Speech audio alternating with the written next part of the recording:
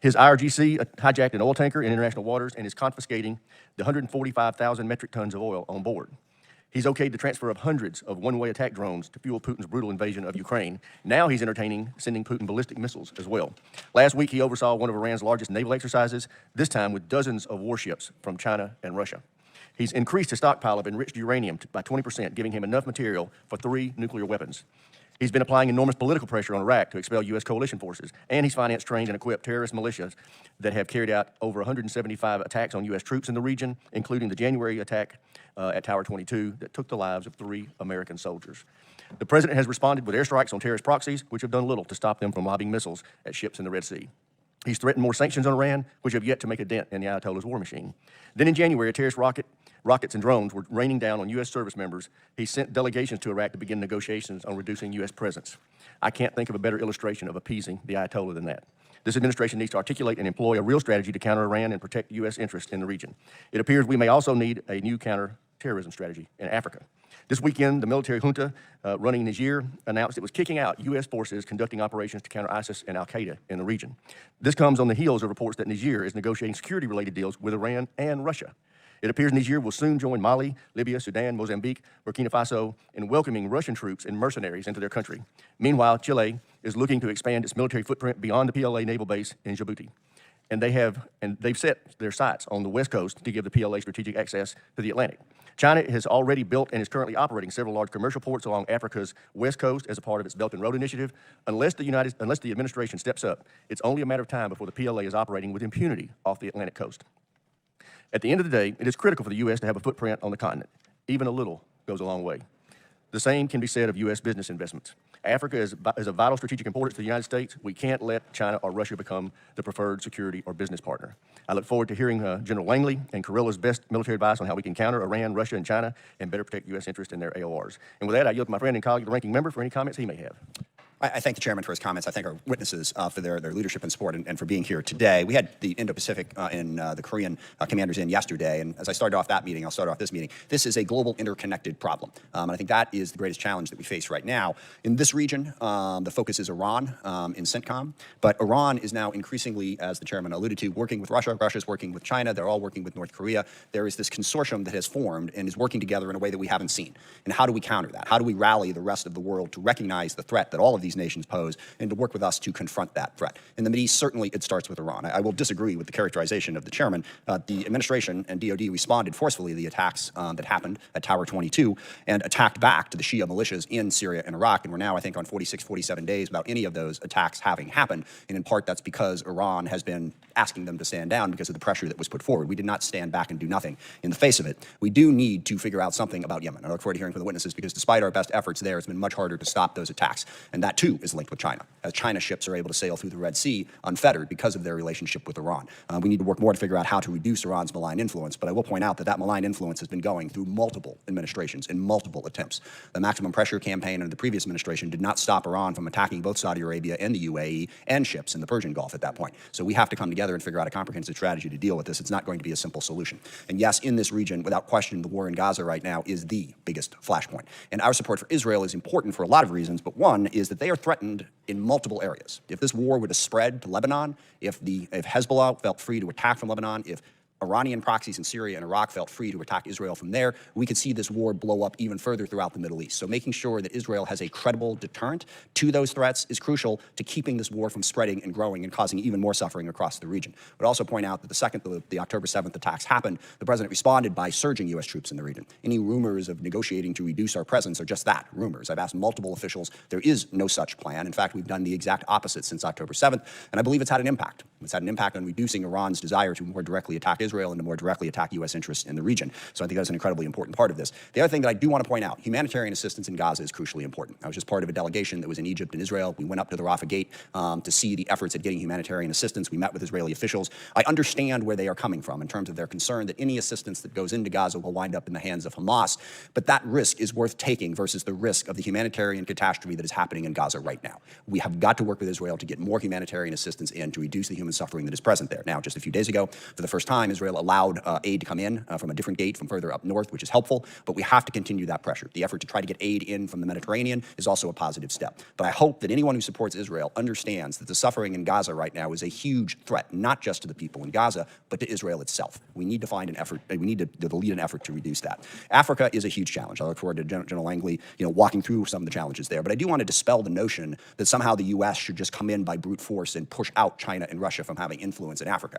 A, that's not going to happen. B, it would be incredibly unwise to do it. Russia and China are global powers. They are going to be present. What we have to make sure is that we maintain our presence. And in that region, it is all about partnerships and alliances. And this has been frayed without question. There has been a lot of instability throughout West Africa, certainly in Libya as well. But we do have partners in the region. I'd be interested to hear from General Langley the partnerships that are most important and most positive and how we work going forward to strengthen and build on those partnerships. But again, I want to make clear, I don't think it would be a wise idea for the U.S. to view Africa as some sort of chip in a broader game that we have to go in and force our influence on above all else. We have to be able to balance that with the interests of the nation in the region and work with them to make sure that we reduce the malign influence of Russia and China in what is going to be a competitive environment. So I think this is an incredibly important hearing. I thank our witnesses. I look forward to their testimony and to the questions and answers. And with that, I yield back, Mr. Chairman.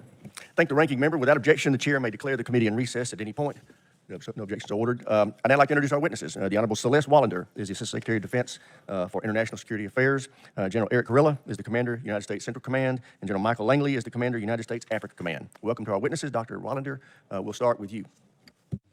Thank you, Mr. Chairman. Chairman Rogers, Ranking Member Smith, distinguished members of the House Armed Services Committee, thank you for inviting me to testify on our defense posture and policy in the U.S. Central Command, U.S. CENTCOM, and U.S. Africa Command, U.S.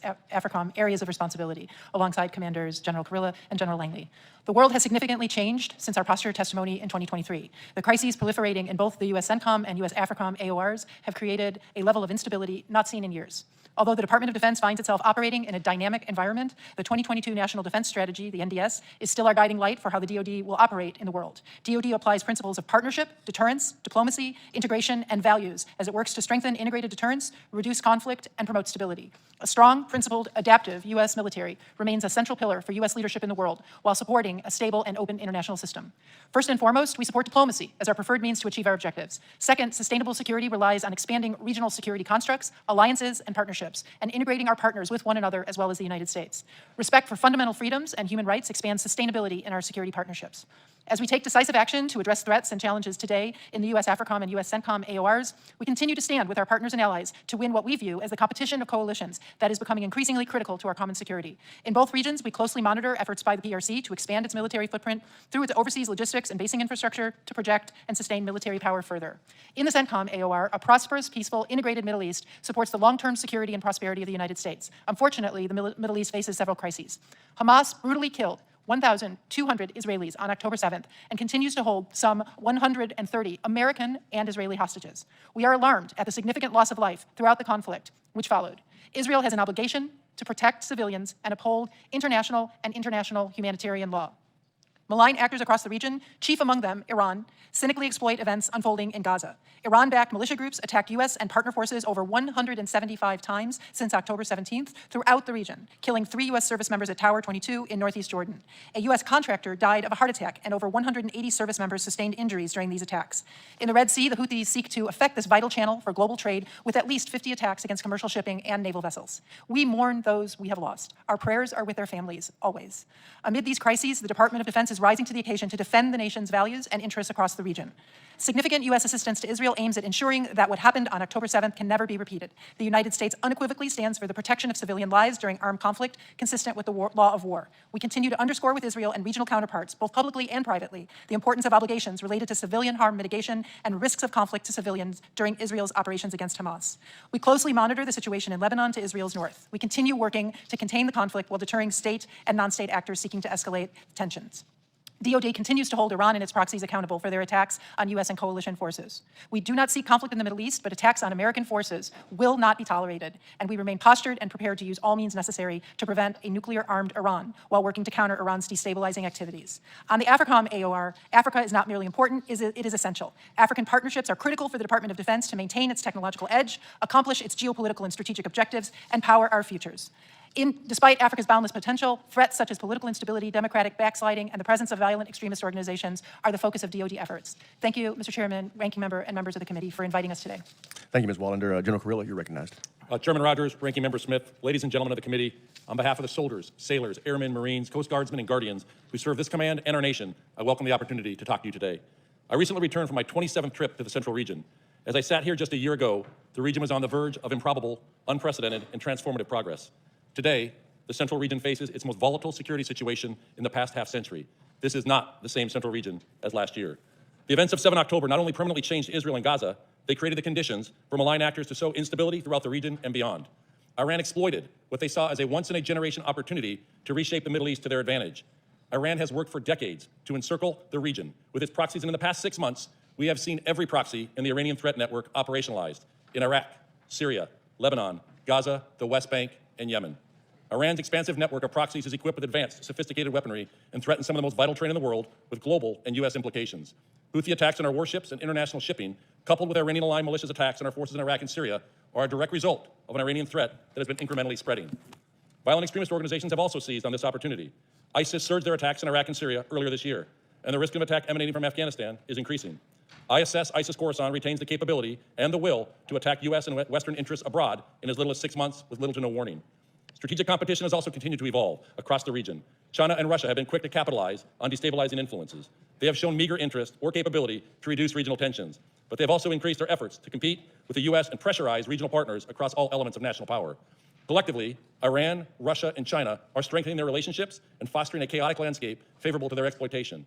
Iran continues to sell 90% of its oil to China, funding Tehran's subversive and malign activities across the region. And Iran has developed a production pipeline for supplying weapons to Russia, fueling the war on Ukraine. The ramifications of this partnership have global implications. The convergence of crisis and competition makes the CENTCOM area of responsibility the most likely region to produce threats against the U.S. homeland, trigger a regional conflict, and derail the national defense strategy. The CENTCOM region also remains critical to the world's energy supply and remains essential to the flow of global commerce. U.S. CENTCOM provides strategic depth to our defense of the homeland, and security is at risk if we cede this space to Iran, terrorism, and China. Iran knows that its decade-long vision cannot be realized if the countries in the region continue to expand integration with each other and deepen their partnership with the United States. Our partners in the Levant, the Arabian Gulf, Central and South Asia are committed to advancing the region, and the United States remains their partner of choice for now. U.S. Central Command's strategic approach of people, partners, and innovation reinforces the vision of an integrated Central region and supports the whole-of-government effort to secure regional and global interests. Our people are the bedrock of everything we do. We are laser-focused on optimizing their talents and highlighting their character and competence to our partners. Our strategic advantage remains our strong military-to-military partnerships, while our adversaries and competitors rely on parasitic transactional relationships. We also innovate with our partners, developing approaches, concepts, and technologies to address the threats we face, protecting our forces and creating depth in our force posture. These efforts have saved lives. We are clear-eyed about the task before us. The shockwaves of the past year continue to reverberate globally. Our service members are standing the watch, side by side with our regional partners right now. They operate in harm's way every day, whether at a small outpost fighting in Syria fighting ISIS, or a destroyer knocking down a barrage of ballistic and cruise missiles fired by Iranian-backed Houthis, and they do so with honor and courage. 5 of our teammates gave the last full measure of devotion as they lived out the oath we swear, protecting the freedoms we cherish. They represent the very best of us. It is the honor of my professional life to serve as their commander, and I look forward to your questions. Thank you, General Kurilla. General Langley, you're recognized. Chairman Rogers, Ranking Member Smith, distinguished committee members, it's an honor to appear before you today representing the outstanding service members, civilians, and families of United States Africa Command. I'm proud to testify with my friends, ASD Wallander and General Kurilla. Joining me today is my command senior enlisted leader, Sergeant Major Michael Woods. He is at the heart of AFRICOM's efforts to help African partners professionalize their enlisted and NCO forces. I'm also joined by my USAID advisor, Minister Counselor, Mrs. Mara Berry Boyle, and my State Department Foreign Policy Advisor, Mr. Phil Nelson. They represent AFRICOM's whole-of-government team and integrated approach to Africa. Now, in the last year, thanks to your authorities, resourcing, and support, AFRICOM's all-star team responded to numerous crises and conflicts across the continent. I'm honored and proud to serve among them. Now, today's global events, ranging from the Russian Federation's war in the Ukraine to the Houthis' attacks in the Red Sea, directly impact the lives of millions of Africans. Terrorism, poverty, food insecurity, climate change, and mass migration shatter African lives. These factors sow the seeds of violent extremism and Russian exploitation across the entire regions of the continent. We're seeing these impacts as these threats unfold in this year. Challenges to democratic governance and order continue to occur across the Sahel, complicating our relations with key partners. However, working closely with our interagency partners, we continue to engage on the continent in order to safeguard U.S. interests and advance our campaign. Africa's campaign revolves around central themes of ensuring strategic access, countering threats to the homeland and U.S. interests, and preparing for and responding to crisis, and lastly, bolstering our allies and partners. Now, this campaign places our African partners at the center, achieving positive change by executing African-led but U.S.-enabled operations, all focused on our shared objectives. In today's dynamic environment, our whole of government partners require appropriate resourcing. I strongly advocate for our State Department and USAID partners to receive the resources they need to guarantee our combined success. Now, in Africa, modest investments and resources go a long way towards advancing our national security interests. Now, Africa faces many challenges, but offers even more opportunities. With our African partners at the forefront, reinforced by our efforts and the efforts of our allies, we will continue to gain ground towards achieving lasting security, stability, and prosperity on this crucial continent. Thank you for giving me the opportunity to be here today. I look forward to answering your questions. Thank you, General. Thank all of you, and recognize myself for questions. General Kurilla, have the recent conflicts in the Middle East done anything to strengthen the partnership between Iran, Russia, and China? And if so, what does that mean for our security? Chairman, thank you. I'm very concerned about this new relationship between Russia, China, and Iran. What we see is Iran is relying on China and Russia is reliant on Iran.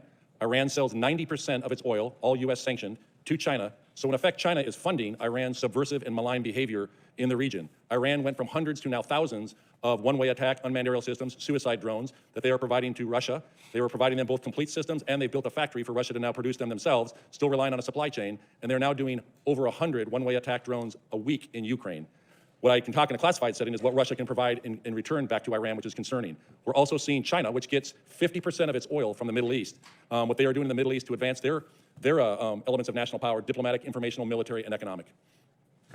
General Langley, how concerned should we be about China and Russia's growing footprint in Africa? Chairman, we should be extremely concerned. As I would say that both are very, very much exploitative when possible, but they are also coercive when necessary. They're trying to get what they want. They're trying to replace the West and, moreover, the United States in our access and influence across this crucial continent. We're seeing this through this misinformation campaign. It's very influential, and it really is across the Sahel. But there are other regions that, for geopolitical reasons or social economic reasons, or even military, in which the Russian Federation offers across the Sahel in exchange for mining concessions. So, Chairman, we should really be concerned. We need to get our act together, collective as a whole government, our information campaign. Thank you. Ms. Wallander, the administration's strategy for dealing with Iran, obviously, and containing Iran, obviously isn't working. What can we expect to be done differently that might yield some results? Thank you, Chairman. Containing Iran requires whole of government focus, which entails sanctions, diplomatic work in the UN and with global partners who similarly are concerned and affected by Iran's destabilizing efforts and activities, which we have seen yield some fruit with global participation in Operation Prosperity Guardian to defend against Iran-enabled Houthi attacks against shipping, and also the EU mission, Aspides. So it is bringing the international community in, which sees a clear harm to their interests, but then it is also focusing on building the capabilities and the security partnerships in the region, which has focused on Gulf countries and which was advancing quite successfully under General Kurilla's and CENTCOM's leadership until the October 7th Hamas attack on Israel, not by accident. Iran saw that approach, which was bringing in partners, building capacity, creating integrated defensive capabilities as a threat to their freedom of action. And so we need to continue to work with those partners because Iran will be constrained by the capabilities and the good work of our partners in the region. Thank you. Chair, I recognize the ranking member for any questions he may have. Thank you. Following up on that point, the current dynamic is not to our advantage, as you described, as Iran has been building the partnerships with Russia and been getting a little bit of a free pass in this. The way to shift that dynamic is to get back to the Saudi Arabia-Israel peace agreement with the U.S. as well. If, in fact, we were able to get back to a place where Saudi Arabia, UAE, Israel, and the U.S. were a leading partnership against Iranian influence, I think that would improve things. But walk us through how that would improve things and what the path back to that type of partnership is.